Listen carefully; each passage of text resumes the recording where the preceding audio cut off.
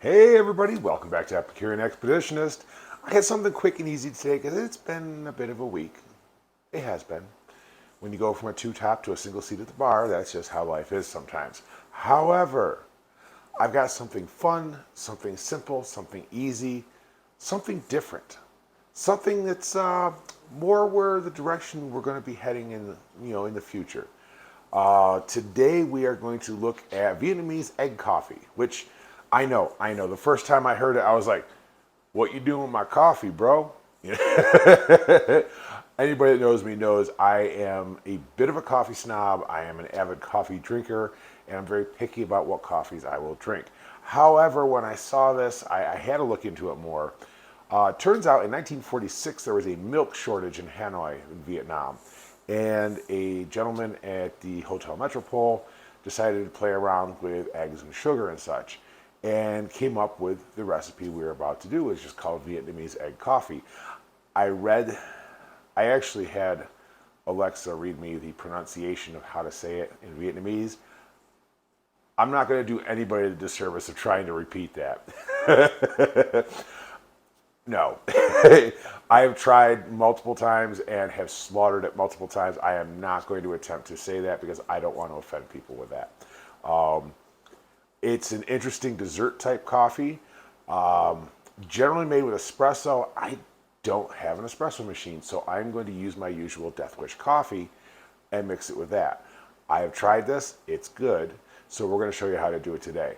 I'm also going to cover how to separate eggs because it requires one egg yolk, and yeah, we're going to have some fun. So anyway, let's drop on down, we'll get right to it. Okay, this coffee recipe calls for one egg yolk. I have in my hands one whole egg.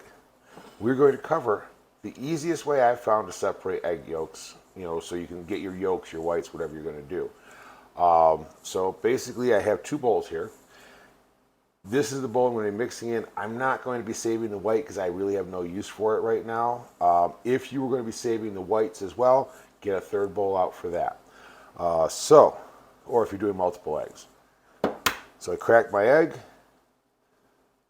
Boop. Boop, right in. Okay. Now, I know a lot of times you'll see people using a shell to go back and forth. Shells are sharp on the edges and the yolk is fragile. I'm going to just dip my hand in the bowl, scoop up that yolk, and kind of go side to side, letting that white slip through my fingers. Yes, it's a little funky. I won't deny that. But there we go. We have our single yolk. Hang on. Trying to get... We got our single yolk there. We have our whites here. Let me clean up and I'll be right back. Okay, so we're going to add the second ingredient, which is condensed milk. Now the recipe calls for 4 tablespoons. 4 tablespoons is about 2 ounces, which is a quarter of a cup. So it's a hell of a lot easier to pour a quarter of a cup of condensed milk than it is 4 tablespoons. So that's what I did. That's the beautiful thing about knowing your recipe conversions. Now, I'm going to get my silicone spatula out. Make sure I get all of my condensed milk out of there. This is where a small spatula would be nice, no lie. Get in there. You know what? Baking and cooking is fun. It can be messy. And there's a god dang fly zipping around in my kitchen. So I'm just going to get my finger in here. All summer I've made it with no flies. Now I got a fly. What the hell? Anyway. Okay, so quarter cup. I'm going to clean up and attempt to kill this fly and be right back with the next step. Okay, fly's dead. I washed my hands and there's another fly. God dang it. Anyway, we're moving on to the next step. Now that I have these in the bowl, I'm going to start whipping. And I'm doing it by hand today. Why? Because why not? So we're going to want to get this. I'm going to bring this up at an angle here so I can get it all down. I should have used a smaller bowl, but we're just use rapid side-to-side movements. If you have an electric mixer, go for it. I'm kind of regretting the fact that I didn't bring out the stand mixer.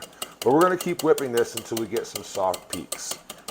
It's going to be a few minutes here, so I'll be back when I've got that. Okay. My arm's about to fall off. why I use a power mixer, but we've got the nice consistency now. So I'm going to prep the 2 cups of coffee and be right back. I'm going to go ice my arm for a minute. Jesus. Coffee's ready, and here we go. Now, this recipe is meant for 2 6-ounce cups of coffee, espresso coffee. Seeing as how it's just me, suddenly my coffee sharing person is no longer my coffee sharing person. I made a 12-ounce cup of coffee, it comes up to about here, and I'm going to put the whole thing on top. There we go. Oh, nice and easy, easing it in. Oh, yeah.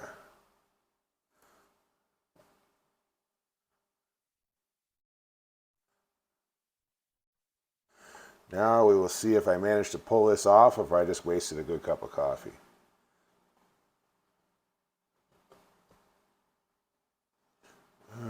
Okay. There we go. Set this over here. Let me bring you all up and over. That's kind of what it looks like. Okay, we'll go back up top and I'll give it a taste test. We'll see where we're at. And the moment of truth.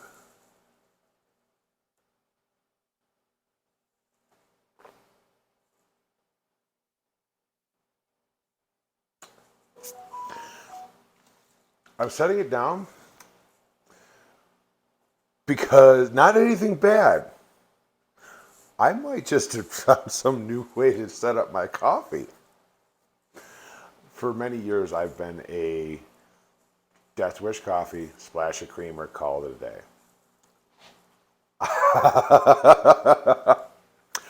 I just found a new way to make my coffee. This will be for mornings when I'm not busy, because it does take a little bit. Let's be honest here. The whisking takes forever, and my arm is feeling it, let me tell you. But if you want to do something special for someone special, this is definitely on the list. It was a lot of fun to do. Despite the whisking, it was a lot of fun to do, and holy crap, this is good. Oh my God. That was, yes, that is a wee bit of joy in a joyless week. No. Don't ask me where that came from. I have no idea. That was good. Holy crap. I'm sorry. Sometimes when you do new things, you're going to doubt yourself. I've been doubting myself on this all morning. I won't lie about that because it's something I've never tried before. But you know what? Like, I've tried the coffee. Yes, I've had it made for it. Doing it myself is what I'm talking about. But you know what? It worked out. And if it didn't, I would have learned from it. It's okay. Failure is sometimes okay as long as you learn from it. I'm still kind of giddy over this coffee. I won't deny that. But anyway, remember, food is life. Life is good. Let's eat some more. Take one night a week to make some good food at home for your family, your friends, and maybe some friends you haven't met yet, because we're all in this great big world together. I love you guys. I will catch y'all next time.